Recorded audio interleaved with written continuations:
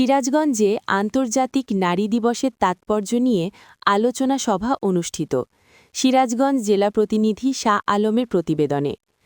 আজকের পদক্ষেপ আগামীর ন্যায় বিচার সুরক্ষিত হোক, নারী ও কন্যার অধিকার, এই প্রতিপাদ্যকে সামনে রেখে সিরাজগঞ্জে আন্তর্জাতিক নারী দিবস ২০২৪ উদযাপন উপলক্ষে আলোচনা সভা অনুষ্ঠিত হয়েছে।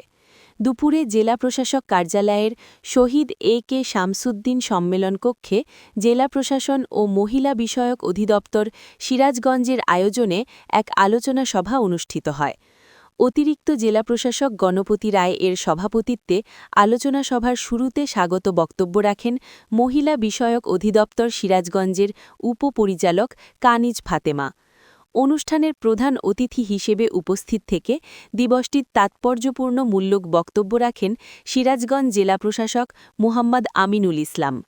প্রধান অতিথির বক্তব্যে জেলা প্রশাসক বলেন, নারীর ক্ষমতায়ন, কর্মক্ষেত্রে সম অধিকার নিশ্চিতকরণ এবং নারীর নিরাপদ ও মর্যাদাপূর্ণ অংশগ্রহণ নিশ্চিত করা, টেকসই উন্নয়ন ও সমৃদ্ধ সমাজ বিনির্মাণে নারীর সক্রিয় অংশগ্রহণ অপরিহার্য। তিনি আরও বলেন, একটি উন্নত ও সমৃদ্ধ সমাজ গঠনে নারীর ক্ষমতায়ন এবং নারীর প্রতি সহিংসতা প্রতিরোধে সবাইকে সম্মিলিতভাবে কাজ করতে হবে।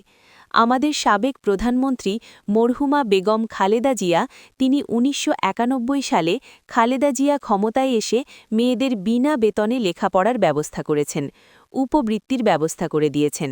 আজকে যেসব মেয়ে লেখাপড়া করছে তারাই একদিন মা হবেন।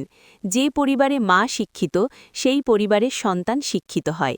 তার এ যুগান্তকারী সিদ্ধান্ত মা বোনদের সামাজিক ও সাংস্কৃতিক বিবর্তনে অন্যতম অগ্রণী ভূমিকা রেখেছে। এ সময় উপস্থিত ছিলেন পুলিশ সুপার মো সাইফুল ইসলাম শান্তু বিপিএম বার, বিভিন্ন সরকারি বেসরকারি প্রতিষ্ঠানের কর্মকর্তাবৃন্দ এবং বিভিন্ন স্বেচ্ছাসেবী সংগঠনের মহিলাগণ উপস্থিত ছিলেন। যেমন আজকে পত্রিকায় এসেছে যে শরীয়তপুরে ডিসি স্যার, এসপি স্যার সহ ১৬ জন নারী রয়েছেন যারা গুরুত্বপূর্ণ পদে প্রতিনিধিত্ব করে।